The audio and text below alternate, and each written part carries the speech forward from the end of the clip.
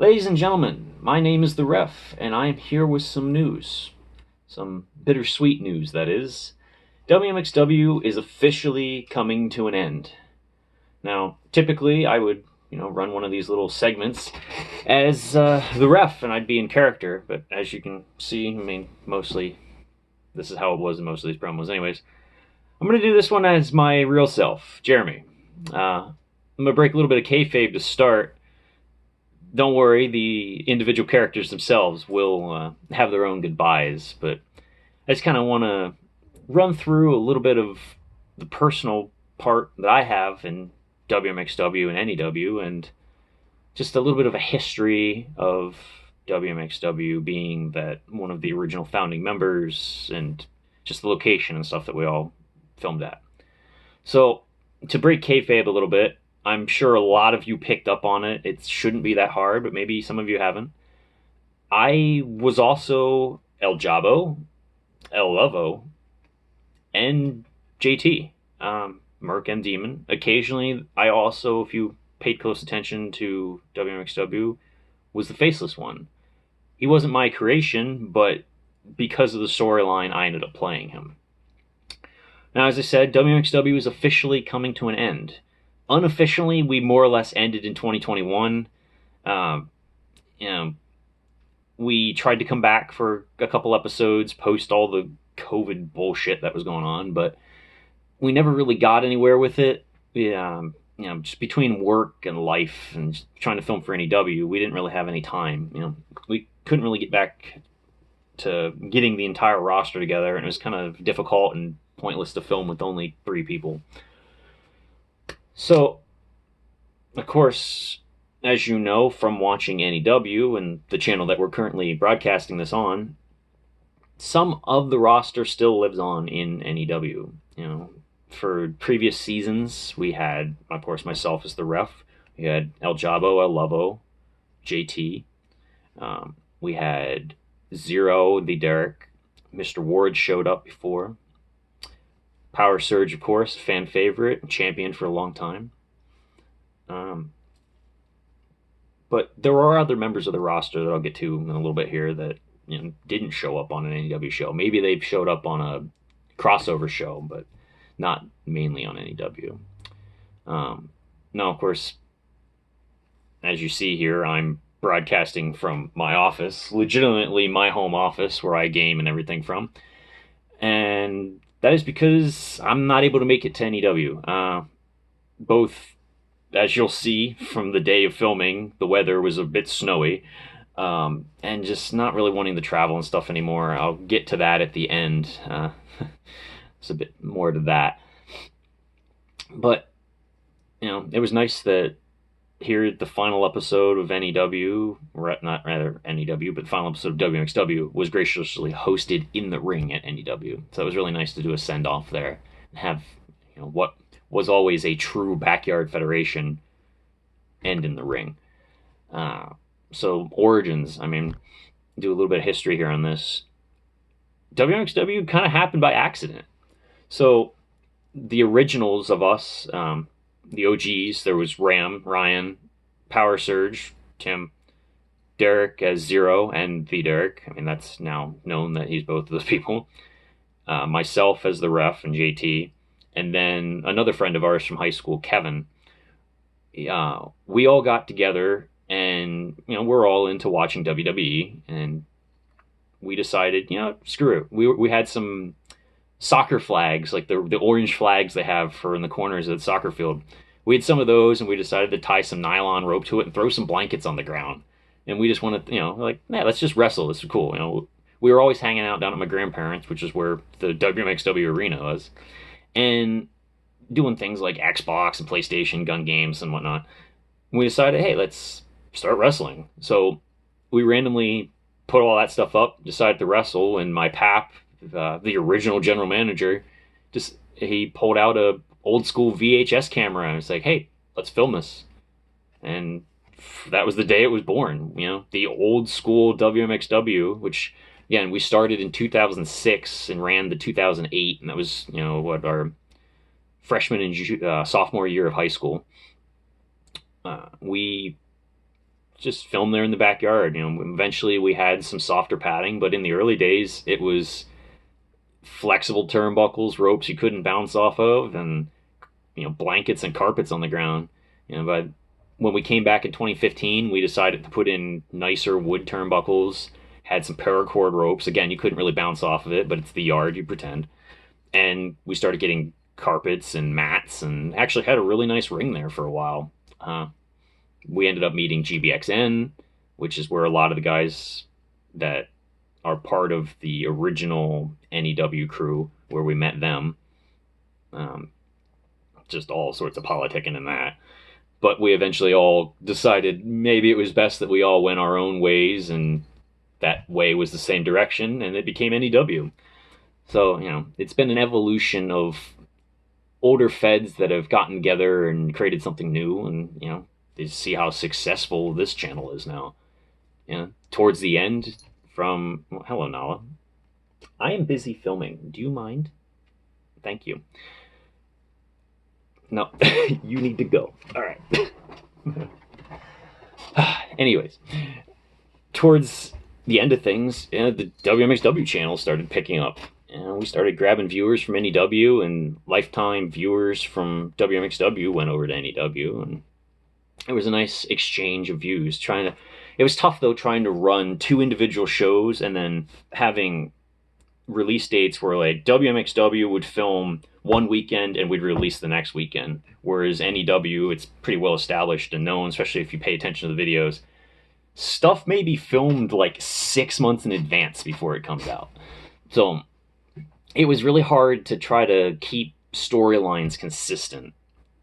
But hey, we did it. We carried some stuff over. We brought some stuff down to us.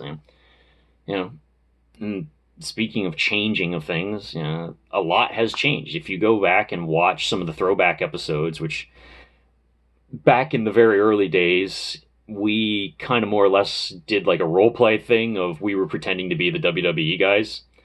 The old school, Here Comes the Pain, SmackDown versus Raw 2007, that era. We were using music from that. We had, the VHS camera set up. We had a TV with a PlayStation, and we were playing the songs off of that. And it was a really cool thing that we did then. But a lot of that stuff, that's on VHS. It's hard to watch a lot of it just because it's, 20 years old now, those tapes almost. It's crazy thinking about how far back that goes. But, if you watch, a lot of stuff changed with WMXW. We watched the pool disappear, which was our old entryway. Then we watched the trees disappear, and that kind of made it feel really open, and it's kind of sad. And my pap ended up going into a nursing home, so the general manager, him in the background laughing, poking fun at us, that was gone. Blackie the cat, who you watched for a while there, I was management with Blackie. He was our GM, as was a random black cat that moved to my grandparents' house, and he wanted to be part of the show. He would come out and he would check out the matches. He would lay by the ringside. He'd fit in really well. He was a very good actor. He was probably better than the rest of us. But, Blackie passed away. The garage itself got torn down, if you notice in the couple ones that we tried to bring back there at the very end. And now the ring itself. I was going to go down and kind of walk around and show that off, but just timing and stuff didn't really work out to get down there. But at this point, the only thing that's left are 2 turnbuckles that are laying next to my Graham shed and the holes that are in the ground. Which, funny thing about that, the holes are actually the original holes from all the way back at the beginning. We moved one of the turnbuckles, but we basically managed to keep the same turnbuckle holes throughout the whole show. And, you go back through Google Earth and you can see the ring in different spots and all the changes, and it's pretty crazy. But yeah, we were truly a backyard federation. We were in my grandparents' backyard, so the whole "don't try this at home," we weren't trying it at home. We were doing it at my grandparents'. It was fine. But we were in the backyard and we were on the ground. It was truly a backyard federation. It actually technically started on a trampoline at a neighbor's house, a girl we knew in high school. A couple times we went over there and we'd wrestle on the trampoline, and that's maybe what even launched it from the very, very beginning. So I was saying about the OGs, you had Bram, Power Surge, Zero, Derek, myself, the ref, JT, and Kevin. We weren't able to get Kevin back from back in the old days, which would have been cool to have him in a reunion. It would have also been cool to have Power Surge's brother, Tommy. It would have been cool to have him come back and join us for a one-off show. We kind of did that back in 2011, where the original reboot.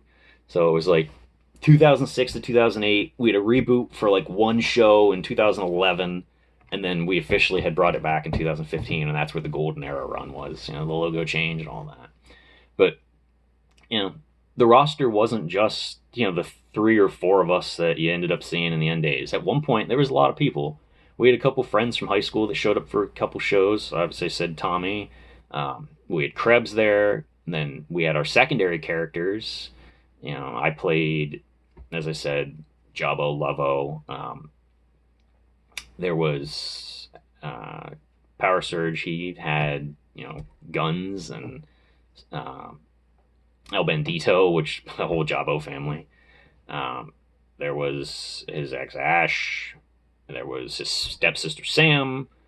Obviously Ryan was there as Ram. He played Soldier way back in the original series when we started introducing original characters. That was back when it was Power Surge and Tim W were separate characters, and he merged them and created the amazing character he has today. Mr. Ward. We had Faceless One, I said earlier. Backyardo, which was another member of the Jabbo family. We had a lot of jobbers, so that the big guys had somebody different to go against and just beat the crap out of. Which honestly, that's what brought enjoyment back.